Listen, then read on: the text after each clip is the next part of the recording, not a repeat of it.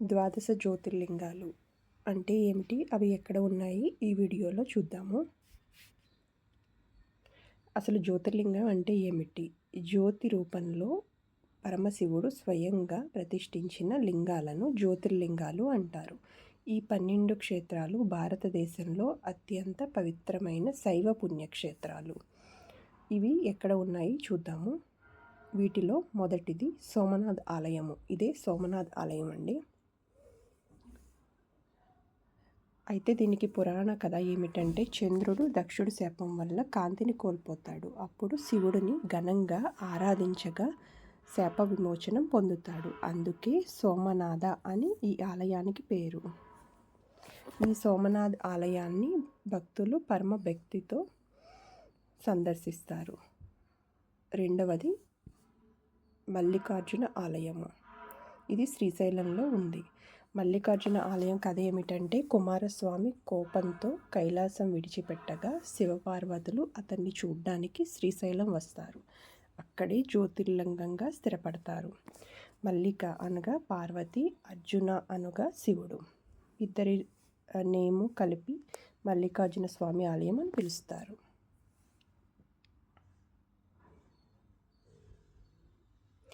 మూడవది మహాకాళేశ్వర ఆలయం. దీని కథ ఏమిటంటే, ఉజ్జయినిలో రాక్షసుడి వేధింపుల నుంచి భక్తులను కాపాడడానికి శివుడు మహాకాళ రూపంలో ప్రత్యక్షమై జ్యోతిర్లింగంగా నిలిచాడు. ఇక్కడి భస్మ ఆరతి ప్రసిద్ధి అండి.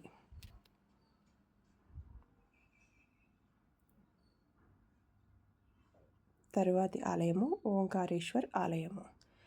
దీని పురాణ కథ ఏమిటంటే, నర్మదా నదిలోని ద్వీపము ఓం ఆకారంలో ఉంటుంది. దేవతల ప్రార్థన చేత శివుడు ఇక్కడ జ్యోతిర్లింగంగా ప్రదర్శన ఇచ్చాడు. అందుకే దీనిని ఓంకారేశ్వర్ ఆలయము అని పిలుస్తారు.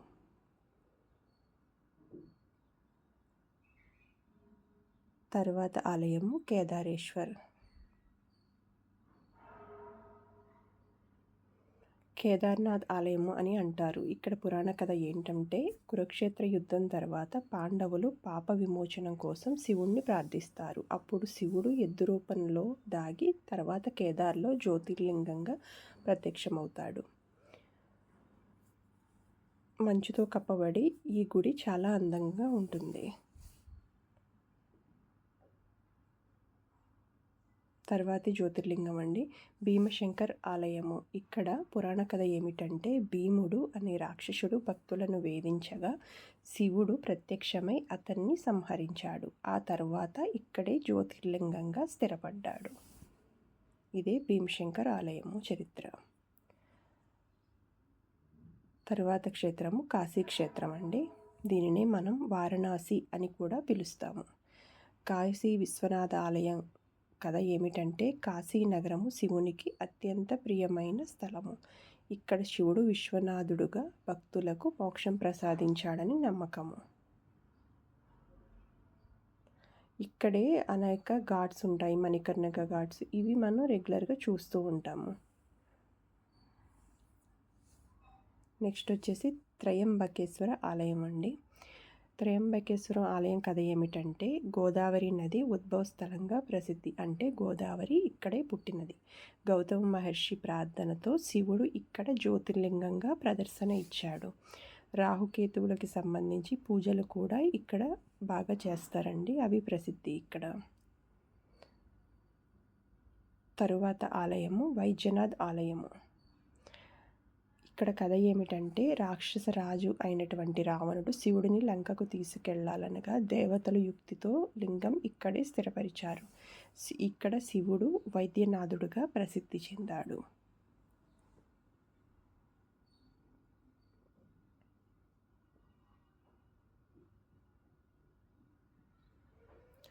తరువాతి ఆలయం వచ్చేసి నాగేశ్వర్ ఆలయము. ఇక్కడ కథ ఏమిటి అంటే, దారుక అనే రాక్షసుడి నుండి భక్తులను రక్షించేందుకు శివుడు నాగేశ్వర రూపంలో ఇక్కడ ప్రత్యక్షమయ్యాడు. ఇది ఇక్కడ పురాణ కథ అండి.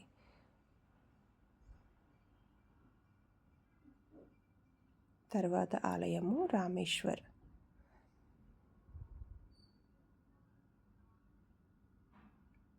ఇక్కడ పురాణ కథ ఏమిటంటే లంక యుద్ధానికి ముందు శ్రీరాముడు శివుణ్ణి ఆరాధిస్తాడు. ఆ ఆరాధనా స్థలాన్ని రామేశ్వరంగా చెప్పబడుతుంది.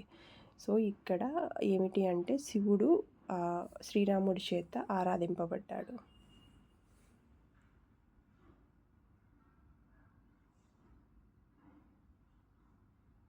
తర్వాతి ఆలయము గ్రీష్ణేశ్వర్ ఆలయము.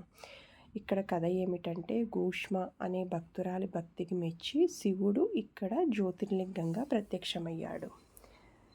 ఇది ఇక్కడ పురాణ కథ.